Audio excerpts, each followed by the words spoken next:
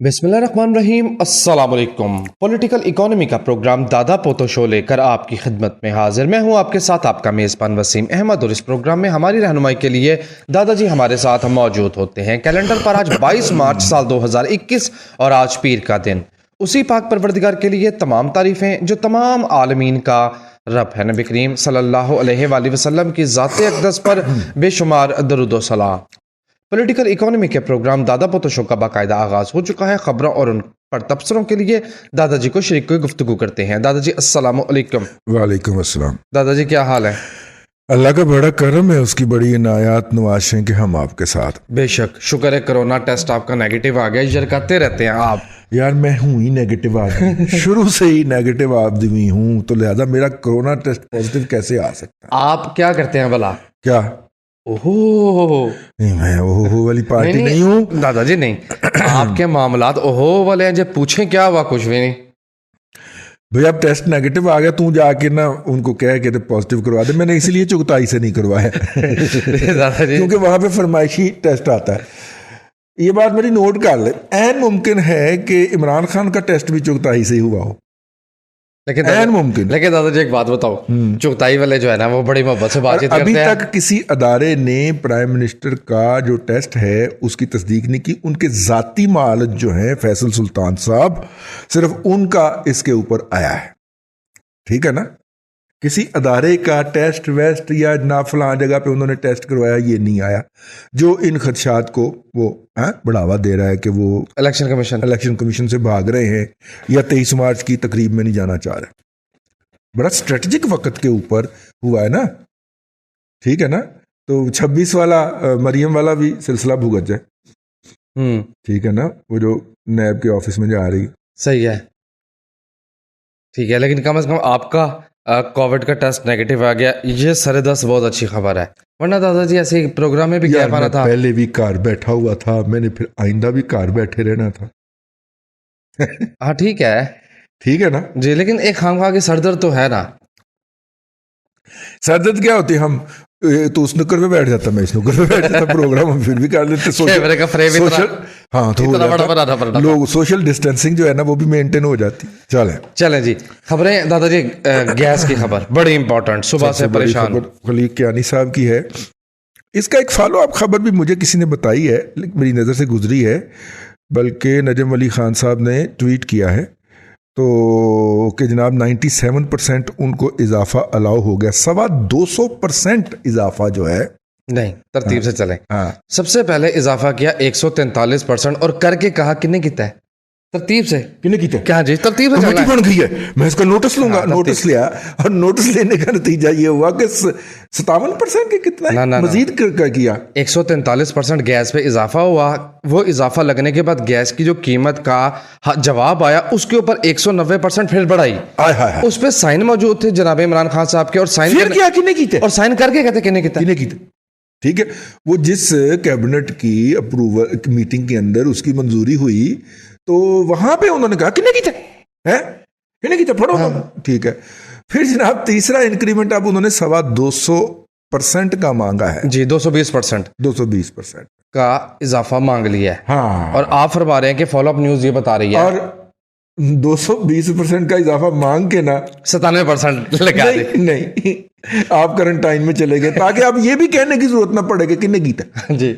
अब दादाजी इसके जो है वो दो पहलू हैं। एक तो आपने फरमा दिया कि 220% वो कहने की भी ना मौका मिले ना कि मुझे किसने कहा, और दूसरा 220% का जकावा दे के 97% जी। लेकिन ये 97% अभी कंफर्म नहीं है। ठीक है ना? मुबैना या मुमकिन इजाफा है। 97% जो है वो कंफर्म नहीं है। ये अभी मैंने खबर नहीं पढ़ी, हो सकता है खबर आ गई हो। ठीक है यार, वो शफकत महमूद ने स्कूल बंद करने थे दादाजी। उनका अभी तक जो स्टेटमेंट आई है ना, जब हम प्रोग्राम कर रहे हैं, वो प्रेस कॉन्फ्रेंस कर रहे थे, कहते हैं स्कूल बंद करना बहुत मुश्किल फैसला है। हतमी तौर पे नहीं भी बात हो गई। स्कूल बंद तो करना था, इन्होंने इस दफा इम्तिहान लेने हैं या नहीं लेने, और उसके ऊपर सारे बच्चे जो हैं वो इस वक्त तशवीश में मुब्तला हैं। ठीक है सामीन कराम, एक बात मैं आपसे अर्ज करना चाह रहा हूं बड़ी जिम्मेदारी और दर्द दिल के साथ, अगरचे हम साए में हमसे हंसेंगे इसके ऊपर। कनाडा ने अपनी डायरेक्ट इमिग्रेशन बहुत मुश्किल बना दी, और उनकी दीगर वजूहात में से एक वजह यह भी है कि लोग अपने मुल्कों में लूटमार करते हैं और कनाडा की नेशनलिटी लेके बैठ जाते हैं। लिहाजा उन्होंने क्या किया है, उन्होंने कहा कि जनाब एक बच्चा दाखिल करवाएं, वो बच्चा 4 साल हमारे तालीमी इदारे में पढ़े, ठीक है। उसके बाद वो जो एक्सप्रेस हम एक सिस्टम इंट्रोड्यूस करवा रहे हैं, एक्सप्रेस नेशनलिटी, हाँ, एक्सप्रेस एंट्री के अंदर वो एंटर हो और उसको हम 5वें साल जाके नेशनलिटी दे देंगे। जो फरवरी 2021 के अंदर उन्होंने 27,000 ऐसे बच्चों को नेशनलिटियां दी हैं, उनके अंदर 25,000 इंडियंस हैं। अब पूछे क्यों? वो इसलिए हैं कि इंडिया ने ये स्कीम आते ही आज से 4-5 साल पहले एक कानून मुतारफ करवाया और अपने बैंकों को हदायत की कि अगर कोई इंडियन बच्चा कनाडा की किसी यूनिवर्सिटी या स्कूल के अंदर अपना दाखला इंश्योर कर लेता है तो उसका वो दाखले का जो फॉर्म होगा जिसके ऊपर उसको कहा जाएगा कि आप दाखला ले सकते हैं, वो उतने कर्ज के लिए उसको माना जाए, वो क्या होता है, कोलेट्रल माना जाए। ठीक है, यानी आपका दाखला हुआ तो आप किसी भी बैंक में गए और उस बैंक को वो पेश किया, मेरा दाखला हो गया, बैंक आपको कर्ज देने का पाबंद है, वरना आप सेंट्रल बैंक के अंदर उसकी शिकायत करेंगे, अगले ब्रांच बंद कर देंगे। ठीक हो गया। लिहाजा धड़ाधड़ वहां से बच्चे गए, धड़ाधड़ बच्चे गए। और अब आप देखें कि जो 4 साल पहले बच्चे गए होंगे, फरवरी 2005 साल पहले जो गए होंगे, फरवरी 2021 में उन्हीं को नेशनलिटी मिलेगी ना। इस साल जो डेवलपमेंट हुई है वहां पे जो पाकिस्तानी कम्युनिटी के लोग हैं उन्होंने जद्दोजहद करके कोई SDS प्रोग्राम है उसके अंदर पाकिस्तानी बच्चों का भी नाम शामिल करवाया। ठीक है, मुझे एक साहब ने नहीं बल्कि कई साहब ने सीधा सीधा कहा कि जी आप हमें भी तो इमिग्रेशन कंसल्टेंसी दें ना, हम आपको पैसे देने के लिए तैयार हैं। ऐ देखो, मैं कोई इमिग्रेशन कंसल्टेंट नहीं हूं, ना मैं इसका हामी हूं। ठीक है, पहली तो बात है कि मैं ये काम नहीं करता, और मैं इस तरह का जो भी काम करता हूं वो मैं अल्लाह की रजा के लिए करता हूं, उसका मैं कोई चार्ज नहीं करता, नंबर 1। और तीसरी बात ये है कि यार सीधा रास्ता है, मैं जर्नलिस्ट हूं, मैं उस रास्ते की निशानदेही कर देता हूं आपको, उसकी इच्ची बिच्ची जो है वो ढूंढना आपका काम है, या इच्ची बिच्ची ढूंढने के लिए आपको कंसल्टेंट हायर कर लीजिए।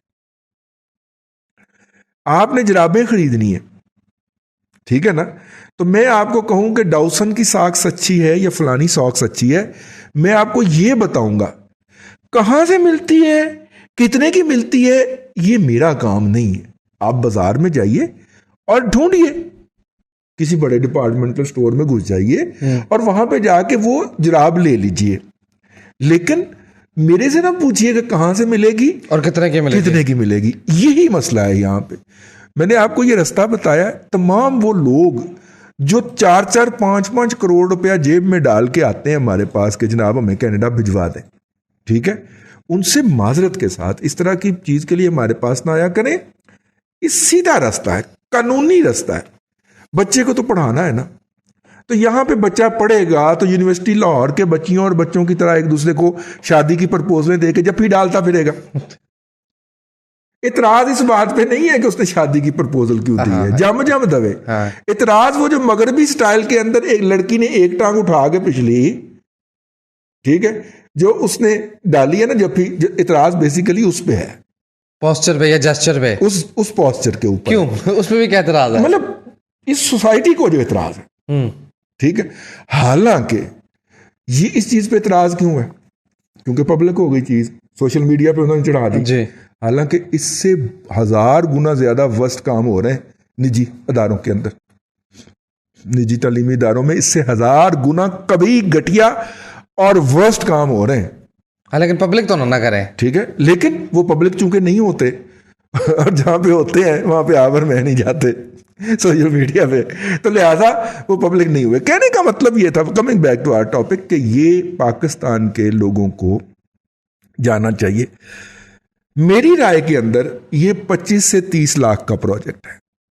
बच्चे को पेमेंट के ऊपर पढ़ने के लिए कनाडा भिजवाना 25 से 30 लाख रुपए का प्रोजेक्ट है, और हर साल का 10 लाख रुपया चाहिए, प्रोवाइडेड कि आपका बच्चा रज के हड्ड हराम होवे और कहे मैंने कोई काम नहीं करना वहां पे जाके। ठीक है, अगर वीकेंड पे वो 8-8 घंटे तो नहीं, 4-4 घंटे की भी 2 शिफ्टें लगा लेगा तो अपना खर्चा वो बड़ी आसानी से वहां से निकाल सकता है। वीकेंड पे सिर्फ सैटरडे संडे, ठीक है, और फ्राइडे भी ऑलमोस्ट वहां पे वीकेंड ही होता है। तो फ्राइडे सैटरडे संडे, चले फ्राइडे भी नहीं पाई, सैटरडे संडे को भी अगर वो सुकून से लगा लेता है किसी अच्छी जगह के ऊपर और वहाँ पे काम की अपॉर्चुनिटीज़ हैं, उसे बाकायदा 4 साल का जब दाखिला दिया जाता है तो 4 साल का उसे वर्क परमिट भी मिलता है, लिहाजा उसे इलीगल काम नहीं करना पड़ेगा, वो लीगली काम करेगा। और इस दौरान जो उसका टैक्स कटेगा वो उसकी to become the national ability के लिए करता जाएगा वो। ठीक है जी। और जब आप फिर हैरानगी से ये पूछते हैं कि कनाडा का फाइनेंस मिनिस्टर जो है वो एक इंडियन नयाद क्यों है, तो हमें आपकी अकल के ऊपर हैरानी होती है। वक्त पे एक्ट किया करे, लाजमी नहीं है कि जिसने बहुत सारा बड़ा हाथ मारा हो वही जाके पापा जॉन पिज़्ज़ा खोल सकता है अमेरिका के अंदर। आप भी खोल सकते हैं अगर आप उनकी स्कीमों को पढ़ लें। अमेरिकन ने भी काफ़ी ज़्यादा लो किया है अपना एंट्री का जो लेवल है अमेरिका के अंदर, क्राइटेरिया जी, और ख़ास तौर पे उनकी कुछ रियासतों ने तो अन्नी डाल दिया है, उसको भी देखने की ज़रूरत है।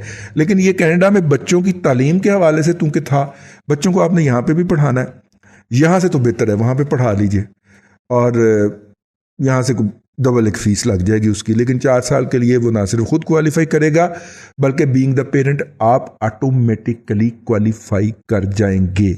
इस मौजू को हम आज क्लोज करते हैं, आइंदा इस पे कोई सवाल नहीं करना। फीडबैक जो नीचे दिया हुआ है मेरा ईमेल एड्रेस ज़ाती, उसके ऊपर आप जब कोई क्वेरी भेजेंगे तो हम आपको उसके जवाब में कुछ मटेरियल भिजवा देंगे। जी आगे चलें। आगे चलें जी मैंने कहा ये क्लैरिफिकेशन बहुत ज़रूरी थी, 2 क्लैरिफिकेशन आज ज़रूरी थी। एक तो ये कि हम इमिग्रेशन कंसल्टेंट नहीं है जी, दूसरा कोरोना नहीं हुआ, तो दूसरा मुझे कोरोना नेगेटिव आ गए हैं, ये ठीक हो गया। बिजली कितनी महंगी होनी है भला? बिजली कितनी महंगी होनी है? 12 रुपए यूनिट होनी है अगले 2 साल दिसंबर तक। अच्छा दादाजी, वो जो एस्टिमेशन था ना 12 रुपए का, उनका रुको रुको रुको रुको 65 पैसे और रह गए वो भी मांग लिए central purchasing power agency CPPA ने कि 65 पैसे रह गए थे, वो भी बढ़ा दें। अच्छा वो भी बढ़ा दें? नहीं नहीं, ये 65 पैसे होते हैं फ्यूल एडजस्टमेंट के, हर महीने वो पिछले महीनों का ना कुछ वो आपसे वसूल करते रहते हैं। हाँ, वो उधार उनके साथ चलता है ना। अच्छा, शफकत महमूद की आपने बात की थी, शफकत महमूद ने कहा है कि 24 को यानी परसों हम दोबारा मीटिंग करेंगे। अच्छा जी, हाँ, चलो उसमें फैसला होगा कि क्या करना। ठीक है, बच्चों के अंदर बड़ी तशवीश पाई जाती है और बच्चे चाह रहे हैं कि जनाब इम्तहान ना हो, ठीक है, तो लेकिन ये है कि अब पता नहीं ये लोकल बोर्ड्स तो मान लेंगे उनकी बात, लेकिन ये जो बच्चे बाहर के हमारे हैं O लेवल वाले, A लेवल वाले, GCES वाले, GCE वाले, वो अदारे मानते हैं कि नहीं मानते जी? ये भी एक इम्पोर्टेंट हुकूमती कर्ज का डाटा। अच्छा, पिछले दिनों मुझे आसम रहमान ने एक बहस भिजवाई थी और आसम रहमान साहब ने बताया कि सिर्फ O लेवल और A लेवल के बच्चे ही स्कॉलरशिप के लिए क्वालिफाई करते हैं। मैं इस नुक्ता नज़र से एग्री नहीं करता।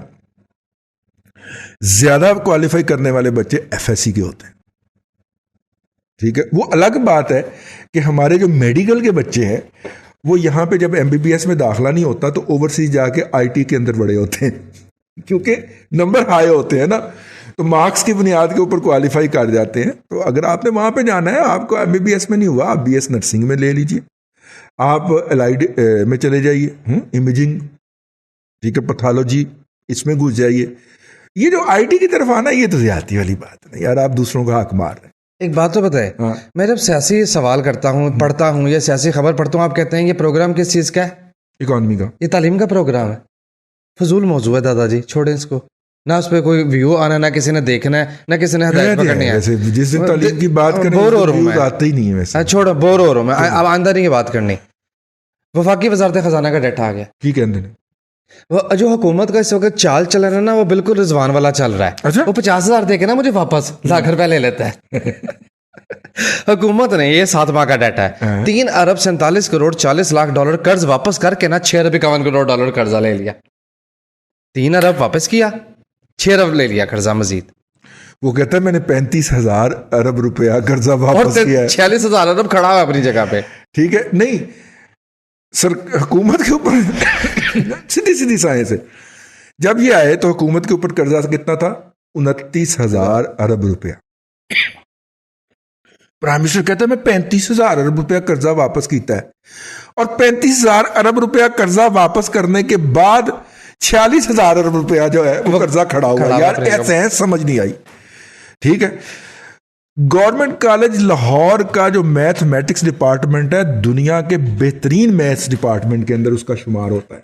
अच्छा जी। ठीक है, वहां के साइंसदानों को भी दो को मैंने फोन करके, मैं कहा मैनू साइंस समझ नहीं आ रही। वो कहते कि पोस्ट डॉक्टरेट करके आए हैं, समझ सानू ही नहीं आ रही। 35,000 अरब बोर्ड बैठा है। फिर जनाब कह के गूंजे गार्डन टाउन में, रायवन रोड पे हमारा घर है ना, तो रायवन रोड से लेके गार्डन टाउन तक वो कह के गूंजे कि 2-2.5 मिनट हम दोनों हंसते ही रहे। ठीक है, कहते साइंस तो मैनू भी समझ नहीं आ रही, मेरा पोस्ट डॉक्टरेट जो है वो भी नाकाम हो गया इसके अंदर। लेकिन कहते हैं वो, अब बयान का वक्त देखा जाना चाहिए किस वक्त कह रहे हैं, ये बड़ा इंपॉर्टेंट होता है। दादाजी किस किस चीज़ को रहे, हुकूमत कुछ बात करती है, हुकूमती इदारे कुछ बात करते हैं। वजारत खजाना की खबर मैंने अभी पढ़ी, इदारा शुमारियात का वीकली डाटा भी आपको पता है, मंडे के प्रोग्राम में सरकार का इदारा है, जो सरकार का इदारा है, वो ये कहते हैं कि 22 अशिया महंगी हुई पिछले एक हफ्ते के दौरान। अच्छा, ठीक है, और महंगाई की शरह 13.21% पर आ गई है। यानी इसको वो अचीवमेंट बता रहे हैं हजूर, यानी गिर कर 5.6% महंगाई से बात शुरू हुई थी, नहीं बल्कि 3-3.5% पे चली गई थी नून लीग के दौर में, वहां से 13% तक आ गई बात गिर के महंगाई की शरह। जी भाईजान, देहाती इलाकों के अंदर महंगाई की शरह 35% तक गई है बिल्कुल, और शहरी इलाकों में 24% तक, इलाकों में 24% तक गई है। अब 13% है, वो कहते हैं 13% तक वापस आने को बहुत बड़ी अचीवमेंट समझा जा रहा है। मैं सदके जाऊं, दूध और शहद की नहरें बह गई, दूध और शहद की नहरें बह रही हैं, वाजिबा। और इसमें ये जो इकोनॉमी का बेड़ा, ये जो अफरात ज़र का जो वावरोला आने जा रहा है, स्पाइरल को वावरोला ही कहेंगे ना, ये जो वावरोला आने जा रहा है ना जी दादाजी, ये महंगाई का जी, ये जो है ना, इसका ना हुकूमत ने कोई सोचा नहीं। हुकूमत इसके लिए संजीदा इकदामात करने जा रही है। मेरी हंसी आती है, मान लो अपनी अपनी शलवारा घुट के बंद अपनी अपनी जैकटा के बटन बंद कर लो, हुकूमत संजीदा इकदामात करने जा रही है। पहले गैर संजीदा था, ये कह कौन रहा है? ये क्लिक क्या नहीं कह रहा, और साथ में हंस भी रहा है। नहीं, पहले 2.5 साल आप गैर संजीदा थे, एक बात। दूसरी बात, 2.5 साल से आपकी हुकूमत है, तब आप क्या कर रहे थे? गवर्नमेंट ने चुपके से IMF से $500 मिलियन की इमदाद जो है वो हासिल करने के लिए आगे हरकत कर दी है, चुपके से। इसके साथ मिलती जुलती भी एक खबर है।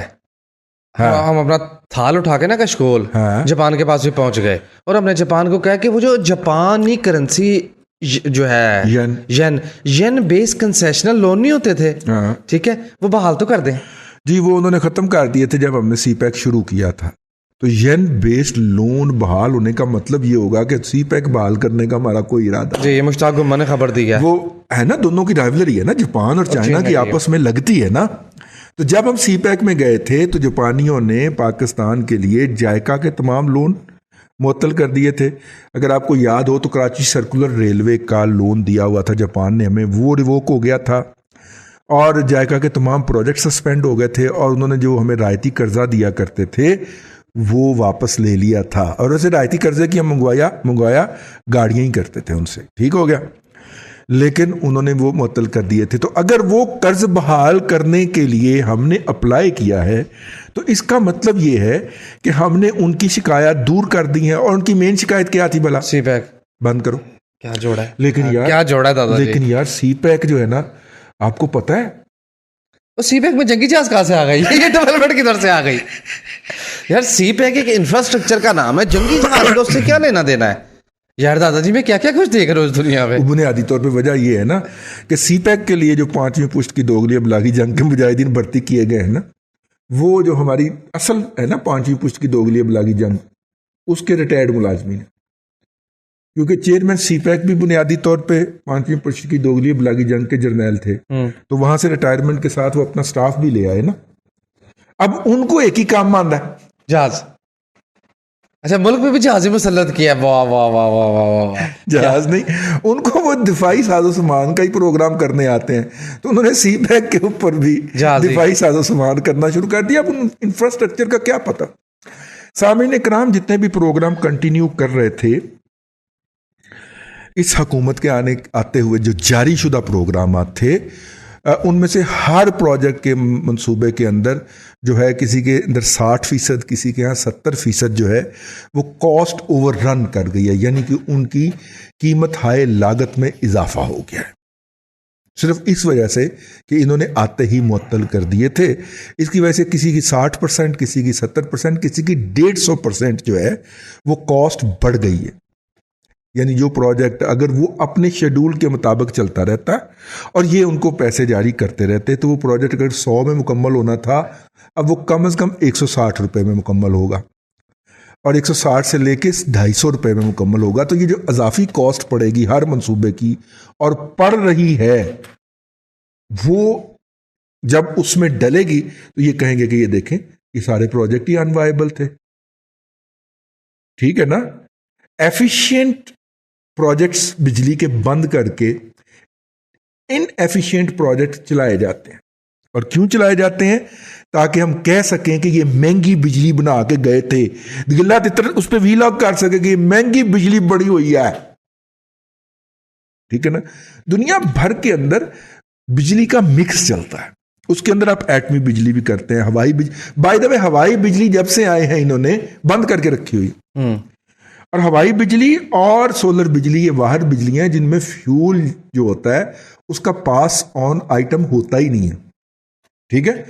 तो मिक्स होता है। लोग पानी से बिजली बनाते हैं, लोग बिजली धूप से बिजली बनाते हैं, लोग हवा से बिजली बनाते हैं, लोग एटम से बिजली बनाते हैं। ये फॉसल फ्यूल वाली बिजली तो कोई नहीं बनाता, गैस और तेल पे तो बिजली कोई नहीं बनाता। और इन सब का एक बैलेंस क्रिएट करके ना तो एक बेहतरीन टैरिफ निकाला जाता है।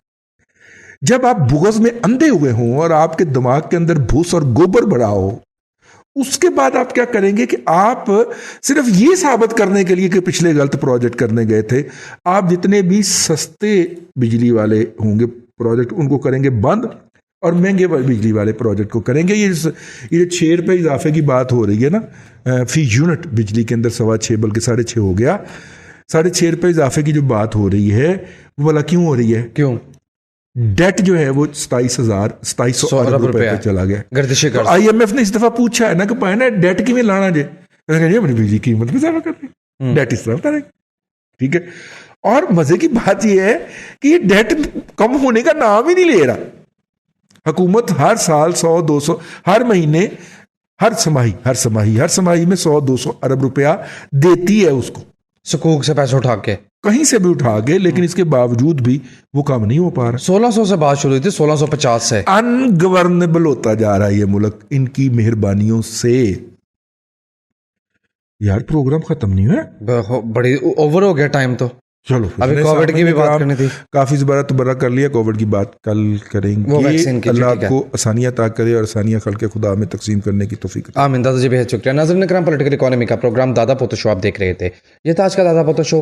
मैं उम्मीद करता हूँ कि आज का प्रोग्राम आपको पसंद आया होगा। अपने मेज़बान वसीम अहमद को दादाजी के साथ इजाज़त दीजिए। इंशाअल्लाह अज़ीज़ आपसे मुलाकात होगी कल तक के लिए अल्लाह हाफिज़।